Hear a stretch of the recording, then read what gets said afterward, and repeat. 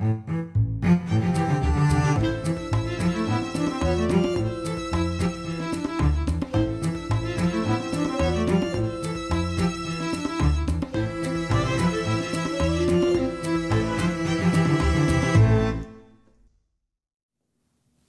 I'm Micah Halpern.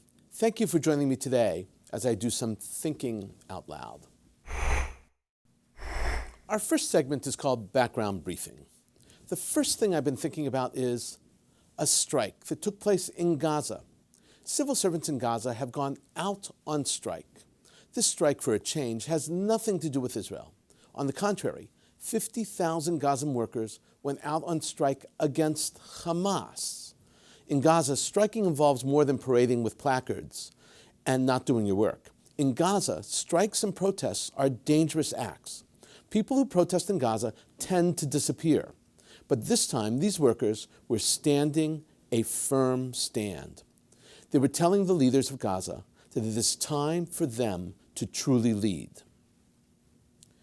The gripe is clear. Public workers in Gaza have not been paid regularly since 2014. Their claim is that they have only received 40% of their regular salaries. Schools, courts were closed. Governmental bureaucrats stayed home. Medical facilities, except emergency care, were shuttered. Sanitation workers let the litter and garbage pile up. Every worker who received a salary from the government took part in the strike. Everyone except public security employees. They have no reason to strike because they have been receiving their full salaries. In June of 2014, a unity agreement was signed between Hamas and the Palestinian Authority. The agreement stipulated that a technocratic unity government would be put in place. That never happened. Instead, the violent rage between Hamas and Fatah, the ruling faction of the Palestinian Authority, has continued. They rage over policies and politics, and when words do not suffice, they murder each other. And no one, other than the people of Gaza, seem to care. No one seems to be watching. The world has turned a blind eye, deeming the violence taking place between Fatah and Hamas infighting. The civil service workers of Gaza want to change that. Salaries are important, surely, but this strike was called in order to regain international attention.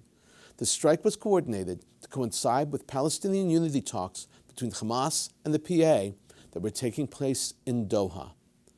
But other than a few Arabic news websites, the story barely made a bleep. Even while striking, the workers of Gaza struck out. We are told that the 2014 agreement between Hamas and the PA spoke about solving issues regarding workers' rights. But the total deal was never made public, so we don't know for sure what was in it. What we do know is that Hamas says that it is the responsibility of the PA, the Palestinian Authority. They say that it's not so, and we know that the unity agreement has never been put in place. So Hamas ousted Fatah and the PA from Gaza in a bloody coup in 2007, that we do know. The fighting was brutal and ruthless. There were public murders, entire Gazan families and family leaders. The people who had been part of the Gaza elite for decades were publicly humiliated and forced to flee or lose their lives.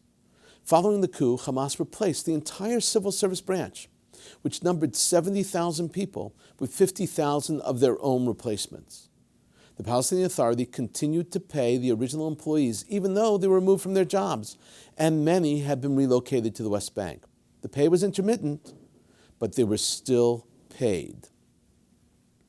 The 2014 Unity Agreement stipulated that the PA would hire and pay Hamas workers, according to need, is the quote. The essential point in that agreement was that Hamas would return all PA employees to their former positions. This, of course, never happened. Perhaps the world is weary of what is happening in Gaza. After all, it's been going on almost unchanged for so long. Certainly, there are other sexier, gorier altercations and civil wars being waged. Or maybe the world is only interested when Israel is involved. Look for yourselves. A quick Google search of government strike in Gaza brings results about the last strike in 2014. And Googling strike in Gaza or Gaza strike only brings up matches of military and terror attacks. What is certain is that money is coming into Gaza, and that money is not going towards running their state. And because of the tensions between Fatah and Hamas, the money coming into the Palestinian Authority is not going to Gaza to help run Hamas state either. Monies coming into Gaza go into their military infrastructure. Gaza's leaders are rebuilding their tunnels and training their terrorists. Unless there is direct supervision over that money and the materials that they're receiving, Hamas is not going to sidestep their ideology and begin using it to rebuild their society. They might say that the tunnels are being rebuilt for security and defense, not for warring against Israel. But those statements echo as hollow as their promise to work alongside the PA to rebuild their society. As much as some people would like to blame Israel for the horrors that are taking place in Gaza, this strike proved the point. Responsibility lies solidly on the Hamas shoulders. Even the civil servants of Gaza know that Hamas is not interested in building a society. Hamas is taking the money, and they're using it to prepare for war against Israel. The world had better start paying attention to Hamas again. At this point, Russia seems to be the only international power paying attention in the Middle East. Russia is upping the ante in the power game. They are playing in the Middle East. Russia has deployed a fleet of submarines to the area just off the coast of Syria. And not just any subs. These are the quietest subs in the world. NATO has termed these subs black hole. They are diesel-electric powered and fire Tomahawk-style rockets from the sea. The subs are also known as Rostov-on-Don, and the Russians have already used them against ISIS and al-Qaeda. In a televised meeting held by Russian Defense Minister Sergei Shoigu with Russian President Vladimir Putin, they showed a video that incorporated footage of the Russian submarines striking ISIS targets. One of the secret weapons of the great powers is their submarine fleet. Very little time is spent analyzing the power and strength of these underwater vessels, but conventional wisdom has it clear that the greater the submarine fleet, the more powerful the Navy. This explains why the actual size of almost every nation's submarine fleet is a top secret, and the best analysts can do is to speculate as to the numbers involved. An advanced subfleet can and will be much more powerful than any aircraft carrier. In other words, the greater the subfleet, the more powerful the military. And if a set of subs can go undetected for weeks at a time, that weapon becomes enormously effective, both as a defensive weapon and as an offensive weapon. This Russian sub can remain submerged for 45 days. It weighs 4,000 tons and is very small and very fast. Can cruise underwater speed to 20 knots. Because of its small size, it's also able to get into shallow water. Because it's so quiet, it leaves no sound signature. It becomes invisible. Black hole is one of Russia's secret weapons, and it's now taking up residence just off the coast of Syria, Lebanon, Turkey, and Israel.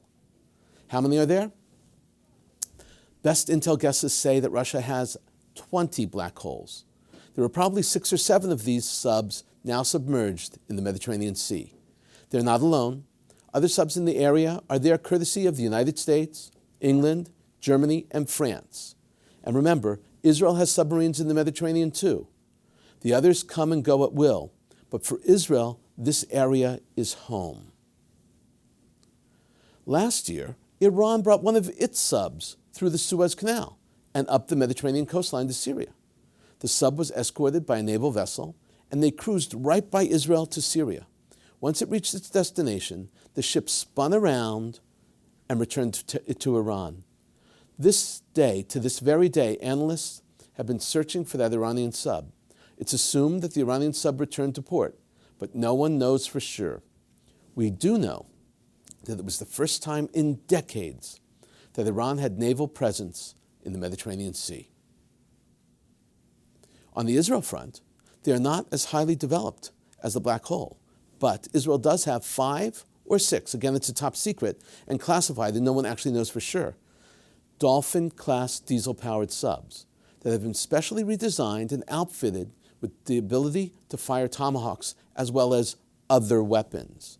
The Dolphin-class subs are made in Germany Conventional wisdom has it that each of these subs is equipped with 200-kilo nuclear missiles containing 6 kilos of plutonium.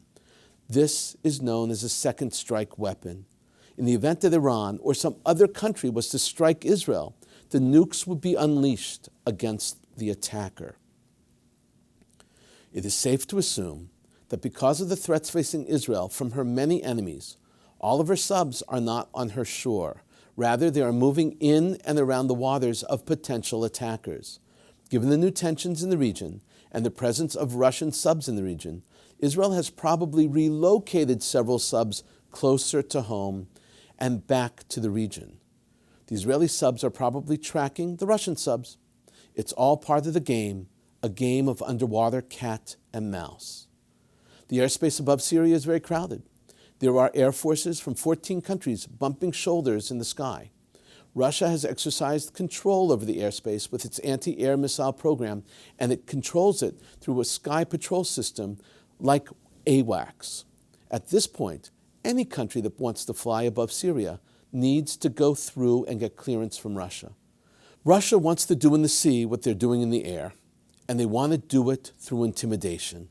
Russia announced that they are withdrawing from Syria, but this is just a ploy. They're reducing their force by 30%. With their submarine presence now powerfully established off the coast of Syria, Russia has created what has been termed an arc of steel. The arc goes from the Arctic Circle through the Baltic Sea to Crimea to the Mediterranean. The game plan is to challenge and confront NATO and the West. In this game, the Middle East is just one connecting link in a chain of naval influence, power, and intimidation. Beware. Coming up next, points of view. Here's what some important voices have been talking about. First up is a column from USA Today. It's authored by Patrick Johnson. Johnson is a political scientist at the RAND Corporation.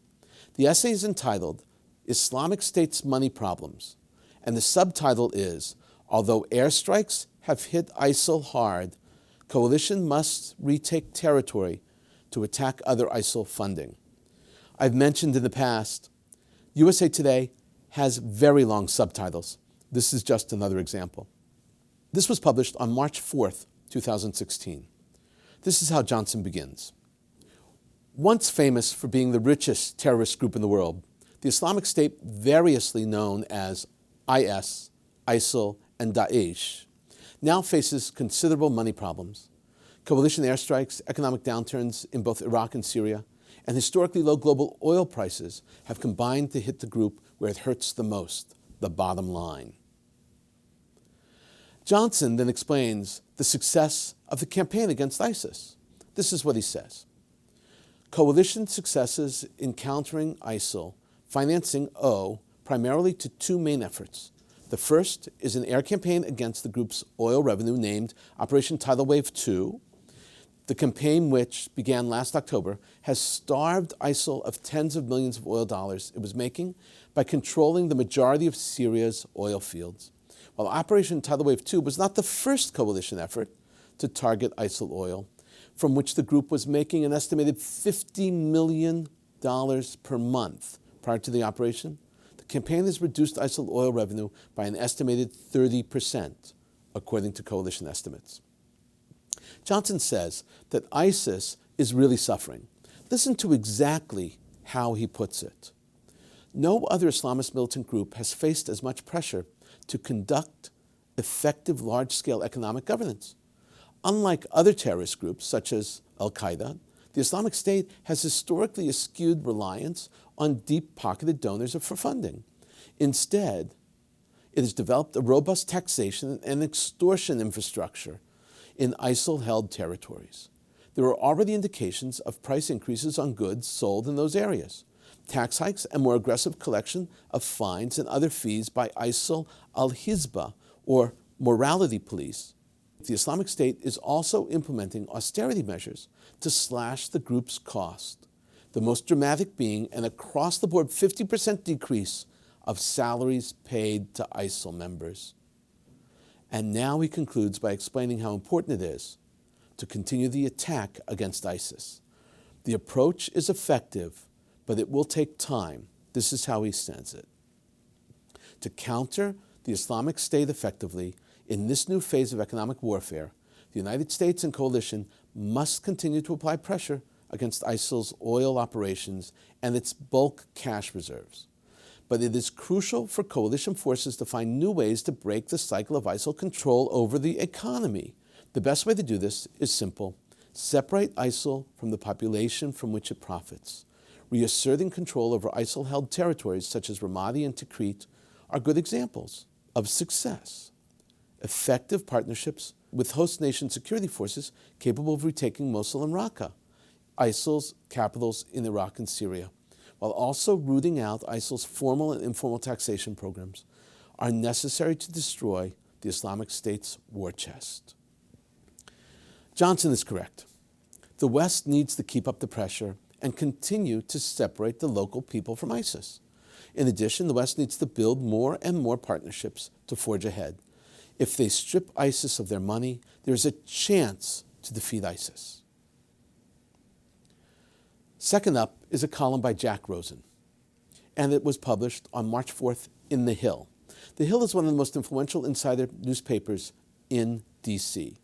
It still produces a hard copy, but its real power is online.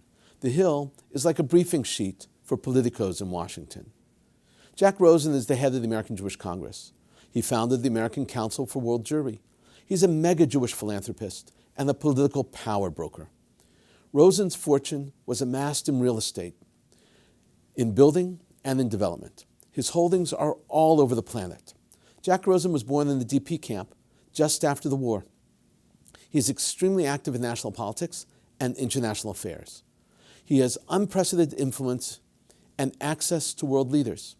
He has important insight. His insight is valuable both here and abroad. This piece is called Unfrozen Iranian Assets Going to Kill Jews. The idea is that now that the famous nuke deal was signed, Iran has become emboldened, and they are promoting their real goals. Part of those goals is, of course, the support of terror. Here is how he begins. Even in the midst of an astounding 2016 presidential campaign that is gripping the attention of most Americans, the U.S.-Iran nuclear deal is back in the news. The IAEA says that, so far, Iran appears to be in compliance, but that is not the whole story. Let me paraphrase Rosen. He says Iran is not cheating. Rosen now explains what Iran is really doing. They are sponsoring terror. He writes, now we learn that the regime of the Ayatollahs has a new program to support Palestinian murderers of Israelis. Iran is committed to give $7,000 to families of attackers who have used knives, hammers, scissors, and other crude implements to kill and maim. For families that have their homes destroyed by Israel as a form of deterrence against the future would-be murderers, Iran will provide $30,000. The idea that Rosen is developing here is important. He says that Iran is paying for the murder of Jews, and that is vile. Rosen then concludes, saying that the U.S. must crack down on Iran. That includes a call for Congress and the President to act. Applying meaningful American pressure against Iran's new program to use unfrozen financial assets to kill Jews will have strong bipartisan support. Taking politics out of the equation in demonstrating that America's moral influence and economic might are still credible weapons in the fight to deter Iranian aggression. Providing financial stipends to Palestinian terrorists and their families for gruesome killing sprees surely rises to the level of unacceptable behavior that must trigger a clear response by the United States government. The American people look forward to Congress and the President making good on the promises made just a few short months ago. Rosen is correct. It boggles our imagination that Iran would do this. What should be clear is that Iran does whatever it wants, whenever it wants. And the United States must take a stand to confront them, even if only in words and gestures. Coming up, commentary through cartoons where pictures tell the story. These cartoons are all about the same theme, a single theme. They come from the Arabic press and all deal with the condemnation of Hezbollah by the Arab League. The Arab League declared Hezbollah a terrorist organization, and every single member except Lebanon and Iraq voted for the declaration inside the Arab League. In addition, the Arab League is under the new direction of a new head. His name is Abu Ghait, former foreign minister of Egypt. Abu Ghait was the foreign minister under Mubarak. There's a backstory that the entire Arabic world knows. Abu Ghait worked very closely with Israel, especially with Tzipi Livni, Israel's former foreign minister. This first cartoon makes fun of Abu Ghait and former foreign minister of Israel, Tzipi Livni, and their work together. A columnist, Hussam Yihya of Al Jazeera in Egypt, wrote, making fun of them, Tzipi's boyfriend and foreign minister under Mubarak will be the new Secretary General of the Arab League. Also, at the beginning of the Operation Cast Lead, the conflict with Gaza, Abu Ghait put the responsibility for the deterioration of the situation in Gaza squarely on the shoulders of Hamas. He also called Hamas's rockets against Israel and Israeli civilians as ridiculous. This cartoon shows them together. The second and third cartoons come from social media in the Arabic world. They portray Abu Ghait and the extension of the Arab League as under the control of Israel. The first has Abu Ghait walking into the Arab League meeting as a robot, being remotely controlled by Israel. This is very funny. But along the very same line and the very same theme, a second cartoon shows almost exactly the same thing. Abu Ghait walking into the Arab League meeting, only this time he's holding a big Israeli flag. The Arabic press often makes fun of other Arab leaders, especially leaders that live far away and who do not have life or death power over them. In a moment, my own perspective and a few predictions. Back to Russia. Russia has canceled the further delivery of S-300 anti-aircraft missiles to Iran. This is important news, and it was reported in a Kuwaiti newspaper. The reason given for the cancellation is that the Russian President Putin said that Iran violated their agreement when they transferred high-tech weapons to Hezbollah. The weapons he is referring to are the SA-22 surface-to-air missiles. The intel was given to Putin by Israel. It was irrefutable proof that on multiple occasions, Iran transferred weapons to Hezbollah. In addition, Russian pilots flying across Syria and Lebanon have reported that they detected highly sophisticated radar and missile systems operating on the ground. Iran and Russia signed an agreement in 2007 for $800 million. It was an arms deal, and S-300s were a part of that deal. It was suspended due to UN sanctions. The deal was resumed when the sanctions were lifted. Now Putin has once again suspended it. Major components of 4 S-300 missiles have already been delivered to Iran. The radar system is almost totally there. But there are still significant components that need to be delivered. Without those elements, the S-300 is incomplete and not usable. This is very good news. Also, Turkey wants to resume diplomatic relations with Israel. The Turks are insisting that in order to move forward, they need to get Israeli weapons, especially drones and spare parts. According to a report, also in the Kuwaiti newspaper, a special envoy was dispatched to Israel to negotiate the deal. Israel will not provide the weapons unless they get absolute confirmation that the drones and other materials will not be used against the Kurds. Moshe Yaalon, Israel's defense minister, actually said that he's not hopeful that Israel and Turkey will come to an agreement because Turkey continues to fund ISIS. He said, quote, "I am not sure if we can arrive to an agreement if they continue funding these extremist organizations," unquote. Then he continued, "They must comply with the terms of our agreement so that we can overcome these obstacles," unquote. Also, remember, recently, Yaalon made a public statement condemning Turkey for buying oil from ISIS. There is no way that Israel can transfer weapons, including drones, if Turkey is supporting ISIS. Here's some good news. I like to emphasize good news. The culture of Apple is even more top secret than that of the CIA. At least that's what Apple folks like to brag about. Apple has invested over $1.2 billion in Israel over the past 3 years. They've opened 2 huge centers and employ 800 creative thinkers, 400 employed just over the last 2 years. Apple is in Israel to develop new chips and new designs, especially on the security side. Steve Jobs loved the idea of working with Israeli brainpower, and Tim Cook follows suit. Cook secretly visited Israel last February. Secrecy is a value at Apple. Apple workers cannot even speak to other Apple employees outside their neighborhoods. That's the Apple term for insulated work group, about the material they're working on. Yes, Apple has purchased several Israeli companies for hundreds of millions of dollars, but that is absolutely nothing compared to the investment that they are making in tech teams in Israel itself. The head of Israel's component is in the inner circle of the innermost circle of Apple. His name is Johnny Srouji. He's the Senior Vice President for Hardware Technology. There are only 2 other Apple hardware development centers in the world, one in Austin, Texas, and the other in the Silicon Valley. Apple is going to continue to recruit and grow in Israel. That's because Israel is the ideal place to develop people, ideas, and of course, product. We've been thinking out loud about a lot today. Now that you know what I've been thinking, let me know what you're thinking. Email me at micah@jbstv.org. Tweet me at Micah Halpern. Tell me what you think.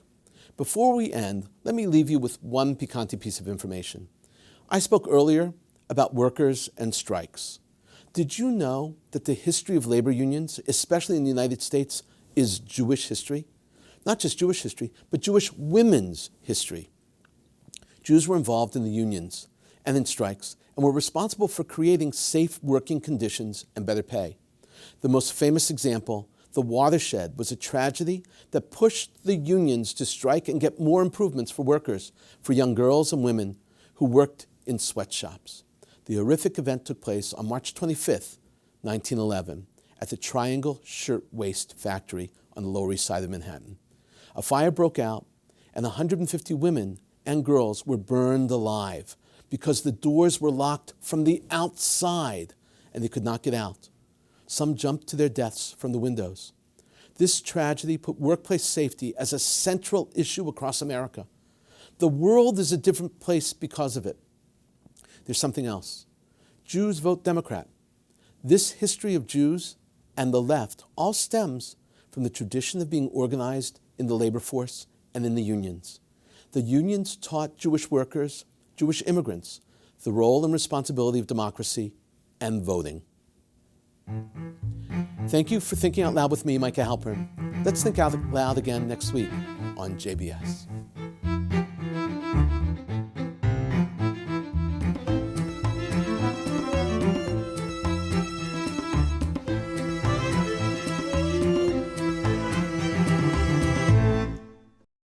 We would be pleased to send a complimentary DVD of this program to anyone who wishes to support JBS, the Jewish Broadcasting Service, with a tax-deductible gift of $36, double chai or more, to the nonprofit organization Jewish Education in Media. Simply visit the JBS homepage and click on the Donate button to make a donation by PayPal or your credit card. And please indicate the program for which you would like a DVD. Or you can send your tax-deductible check made out to Jem, Post Office Box 180, Riverdale Station, Bronx, New York 10471. And again, please remember to indicate which program you would like to receive with our compliments. And we thank you for your kind support.